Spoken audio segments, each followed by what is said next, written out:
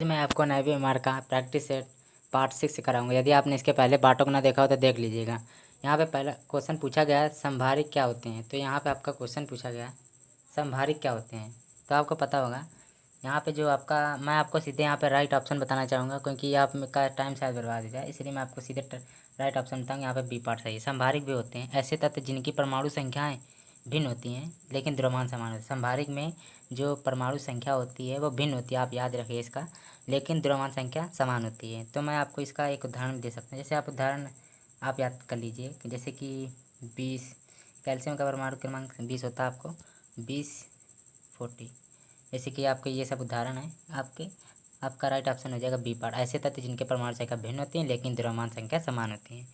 ध्यान रखिएगा, आप इन्हें याद कर लीजिएगा। नेक्स्ट क्वेश्चन आपका दिया गया है निम्नलिखित में से कौन सा युग्म गलत है। इसमें आपको युग्म जो है आपको गलत बताना है। हेमेटाइट लोहा, पिच ब्लेंड तांबा, मोनोजाइट थोरियम। केवल फर्स्ट सेकंड या केवल फर्स्ट तथा सेकंड, केवल फर्स्ट तथा थर्ड, इनमें से आपको राइट ऑप्शन बताना है। तो यहाँ पर आपका जो युग्म जो गलत है वो ये है आपका, जो आपका जो मैं आपको बताना चाहूँगा। पहला आपका दिया गया है लोहा, तो ये आपका राइट है, मतलब कि लोहा हेमेटाइट का होता है, ये तो सत्य है आपका। मोनोजाइट थोरियम होता है, तो ये भी बिल्कुल सत्य है आपका। ओके। और आपका जैसे कि दिया गया आपको पिच ब्लेंड दिया है। पिच ब्लेंड आपका पहली बात तो पिच ब्लेंड का आप सूत्र याद कर लीजिए, ClO2 होता है। पिच ब्लेंड का सूत्र होता है ClO2 और ये यूरेनियम का होता है और इसमें दिया गया है तांबा का। तो आपका क्या होगा, तो आपका जो सेकंड पार्ट है वो आपका गलत दिया गया है। जो पिच ब्लेंड है वो आपका तांबा का नहीं होता, यूरेनियम का होता है। यूरेनियम 92 होता है परमाणु क्रमांक। आप याद रखिए आपका यहाँ पे बी पार्ट सही हो जाएगा। इसमें पूछा गया निम्नलिखित में कौन गलत है, तो आपका पिच ब्लेंड हो जाएगा, क्योंकि पिच ब्लेंड यूरेनियम का होता है, पिच ब्लेंड का सिर्फ ClO2 होता है। तो आप इसे याद कर लीजिए। अब आपका नेक्स्ट क्वेश्चन यहाँ दिया गया है। तीसरा क्वेश्चन पूछा गया है क्योटो प्रोटोकॉल किस वर्ष में अमल में लाया गया था। तो आप इसको सीधे याद कर लीजिए, आपका यहाँ पर बी पार्ट बिल्कुल सही हो जाएगा 2005 में। तो आप इससे रिलेटेड आपका जैसे कि वर्ष 1987 ईस्वी में, जो 1987 ईस्वी में जो प्रोटोकॉल का जो संबंध था वो ओजोन परत के क्षरण से बचाना था। ओजोन परत की क्षरण से बचाना था, मतलब कि बचाने का उपाय किया गया था। ओजोन परत की क्षरण से बचाना था। जो हम आपको पता होगा जो ओजोन परत होती है वो हमारी पृथ्वी पर पराबैंगनी किरणों को आने से बचाती है। आप इसको याद रखिएगा और आपका यहाँ पे राइट ऑप्शन हो जाएगा ऑप्शन नंबर 2005 बी हो जाएगा। क्योटो प्रोटोकॉल किस वर्ष में अमल में लाया गया, आपका 2005 है। और आप ये याद रखिए कि जो क्योटो प्रोटोकॉल है उसके सर्जन मतलब उत्सर्जन किससे हुआ, थोड़ा बहुत याद रखिए आप, CO2 से हुआ है। उत्सर्जन आपका सर्जन से संबंधित है CO2, ध्यान रखिए। और आपका नेक्स्ट क्वेश्चन यहाँ पूछा गया है, यहाँ पे आपका बी पार्ट राइट हो जाएगा। नेक्स्ट क्वेश्चन पूछा गया चौथा, मलेरिया फैलाने वाले रोगाणुओं की खोज किसने की थी। तो मैं आपको सीधे यहाँ पे राइट ऑप्शन बताऊँगा, चार्ल्स ली अल्फोंस लेब्रन। आप इसको याद रखिएगा, जो मलेरिया जो फैलाते हैं उन रोगाणुओं की खोज किसने की थी, उनको की थी चार्ल्स ली अल्फोंस लेब्रन ने की थी। आप इसको याद रखिएगा। और आपका भी नेक्स्ट क्वेश्चन दिया है। और हाँ, आप ये भी याद रखिएगा कि जो आपकी जो विषाणु की खोज किसने की थी, इवानोवस्की ने की थी। इवानोवस्की ने की थी आपकी विषाणु की खोज, याद रखिए। और इसका भी बी पार्ट राइट हो जाएगा। अब आपका नेक्स्ट क्वेश्चन यहाँ पे दिया गया है, 5वां नंबर क्वेश्चन है आपका। जो पाँचों मवेशी घास निकलने के उपरांत उसे में संग्रहित करते हैं, तो आपका होगा ये ऑप्शन, आपका प्रथम अमाशय होता है। ध्यान रखिएगा, आपका यहाँ ए पार्ट सही हो जाएगा। 7वां नंबर क्वेश्चन पूछा, 6वां नंबर क्वेश्चन आपका दिया गया है, निम्नलिखित में से कौन मानव शरीर के विभिन्न अंगों का ऑक्सीजन का वाहक है। ध्यान रखिएगा। तो आपका 6वें का राइट ऑप्शन हो जाएगा ऑप्शन नंबर ए, लाल रक्त कोशिकाएँ होती हैं जो, वो आपका शरीर के अंगों का ऑक्सीजन वाहक होती हैं, जिन्हें RBC कहते हैं, ध्यान रखिएगा। और श्वेत रक्त कोशिकाएँ WBC होता है, आप ध्यान रखिएगा।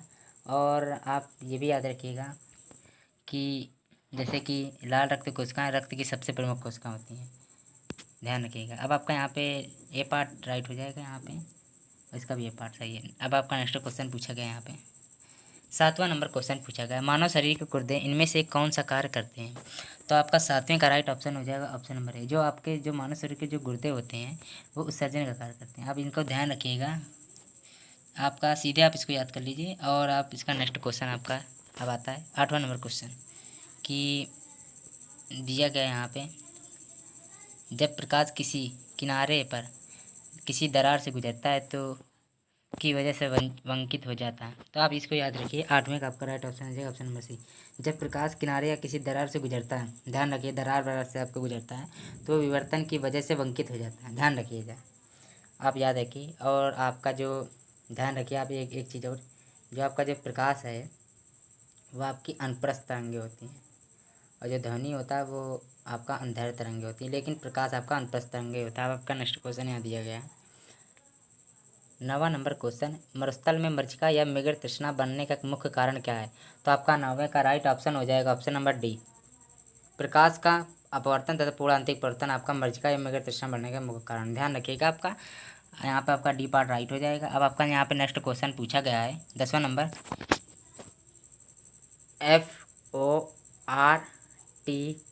FORTRAN का प्रयोग डैश मतलब के लिए नहीं किया जाता, तो आप इसको याद रख लीजिए। 10वें का राइट ऑप्शन हो जाएगा ऑप्शन नंबर सी, फर्स्ट और सेकंड में, मतलब कि चित्र बनाने में और आपका गणित संगणना के लिए। तो आपको ये पता होगा, आपके चित्र बनाने के लिए भी नहीं किया जाता इसका FORTRAN, ठीक है। और आप ये भी याद रखिए गणित संगणना के लिए भी नहीं किया जाता है, तो आप इसको याद कर सकते हैं। तो यहाँ पे आपका सी ऑप्शन सही हो जाएगा, ना तो फर्स्ट ना तो दोनों, नहीं किया जाता पूछा गया तो फर्स्ट सेकंड हो जाएगा, नहीं किया जाता है। अब आपका नेक्स्ट क्वेश्चन दिया गया है 11वें का, निम्नलिखित में से सबसे कमज़ोर बंध कौन सा है? एकल बंध, दोहरा बंध, तीसरा बंध, हाइड्रोजन बंध। तो आप इसको याद रख लीजिए। 11वें का आपका डी ऑप्शन हो जाएगा। जो आपका जो हाइड्रोजन बंध होता है वो आपका कमज़ोर बंध होता है, आप इसको याद कर सकते हैं। अब आपका यहाँ पे डी ऑप्शन तो राइट हो ही जाएगा। नेक्स्ट क्वेश्चन आपका दिया गया है, निम्नलिखित अभिक्रिया में रिक्त स्थान अम्ल प्लस क्षारक डैश प्लस पानी। तो अम्ल प्लस क्षारक जो मिलते हैं तो यहाँ पे आपका क्या आएगा, आप बताइए ज़रा। तो आपका 12वें का राइट ऑप्शन हो जाएगा ऑप्शन नंबर डी, NaCl, नमक आएगा आपका, ध्यान रखिए नमक प्लस पानी, ठीक है। आपका अब नेक्स्ट क्वेश्चन है 13वां नंबर क्वेश्चन, बिश्नोई आंदोलन निम्न इनमें से किसके विरुद्ध शुरू किया गया था? पेड़ों की कटाई, स्त्री असमानता, पशु हत्या, प्रदूषण वृद्धि। 13वें का राइट ऑप्शन हो जाएगा ऑप्शन नंबर ए। याद रखिएगा जो बिश्नोई आंदोलन था वह आपका पेड़ों की कटाई से संबंधित था, तो यहाँ पे आपका राइट ऑप्शन हो जाएगा ऑप्शन नंबर ए। यदि आपको मेरा वीडियो अच्छा लगा हो तो प्लीज़ लाइक एंड सब्सक्राइब करिए।